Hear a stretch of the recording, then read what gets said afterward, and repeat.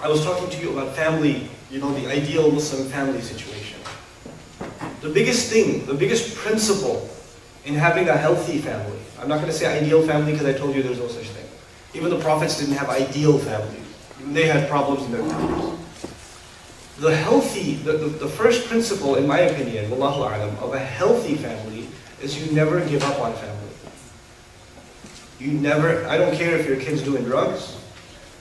I don't care if your father's all kinds of messed up.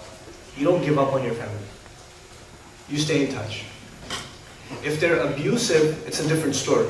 If they're physically abusive, if they're emotionally abusive, even though you don't give up on them, that doesn't mean you take the abuse either. The second principle is you don't accept abuse. You don't continue along with abuse. It's not healthy. You're not helping yourself. You can't say, oh, I'm just having sabr. No. That's not sabr. That's not sabr. You're just damaging yourself. And human beings can only take so much. We're a limited container. You take so much, enough abuse is given to you and you will break, you'll snap. Crazy things will happen. You have to draw the line. You will accept, you will take care of your parents, for example. You will do everything you can for them.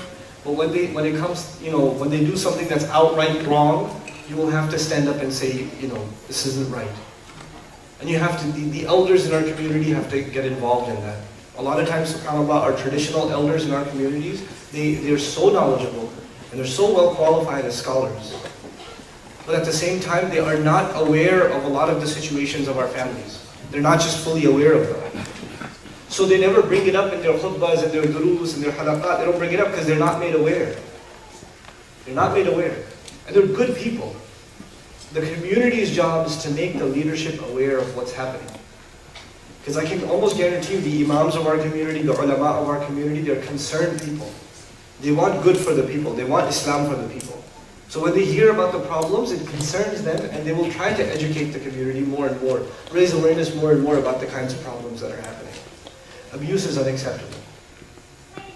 Not abuse from parents to children, not abuse from children to parents. It's unacceptable. The second thing is, so three things that I mentioned so far. One, you don't give up on family. Two, you have to draw the line somewhere. You have to draw the line. You can't just, anything goes. It's family, they can do whatever they want. No. Our deen did not give open license. It's not like that. It's not like that. We have to obey our parents. We have to obey our elders. Yes, we do. But we cannot allow that obedience to turn into abuse. That's not right. That isn't right. So if they're violating your rights or they're hurting you, then you have to have that conversation. And it's not haram for you to have that conversation. It's not wrong for you to have that conversation.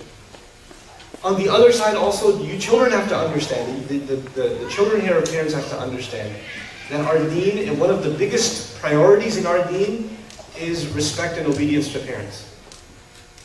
One of the biggest priorities in our deen. Even if they're abusive. Even if they're being really bad to you.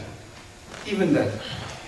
You cannot abandon the respect and love and consideration to your parents. It's a very hard thing to balance. I know it seems like opposites. But I don't love and respect my parents only because they're my parents. I love and respect my parents because I'm Allah's slave. And Allah made that a priority for me. So I'm not even doing it for my parents, I'm doing it for Allah. And me not caring about my parents is actually me not caring about what Allah said. I will not have to answer to my parents for that, I will have to answer Allah for that. I have to be very clear that my relationship with my parents is not a reaction.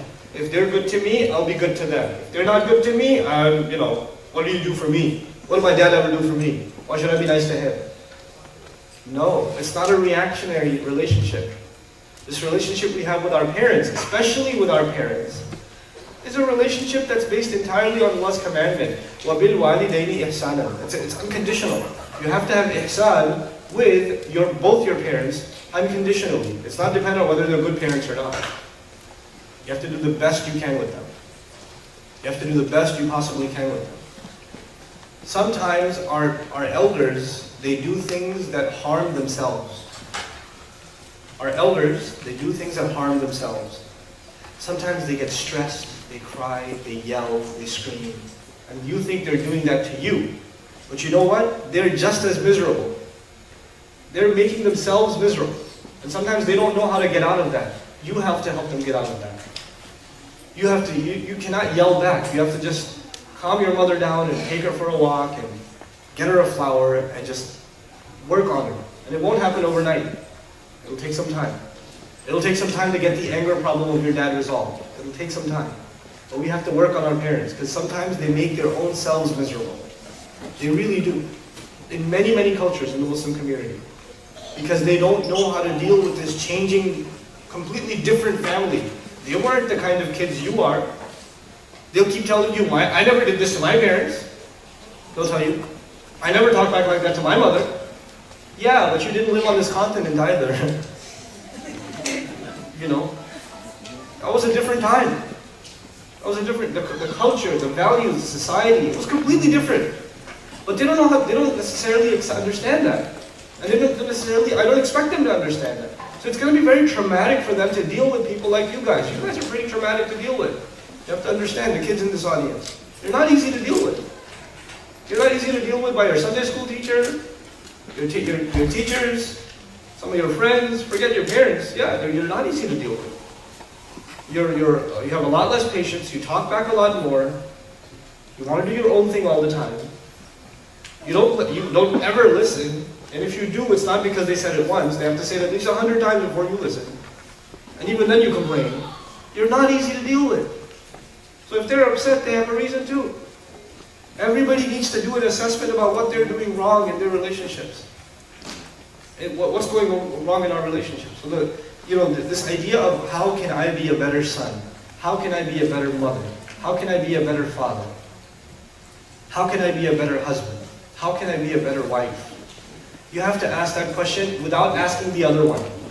Okay, so the sister listening to this dubs, she goes home, she goes, okay, I'm ready to be a better wife. But what are you going to do? No. Don't say, but what are you going to do?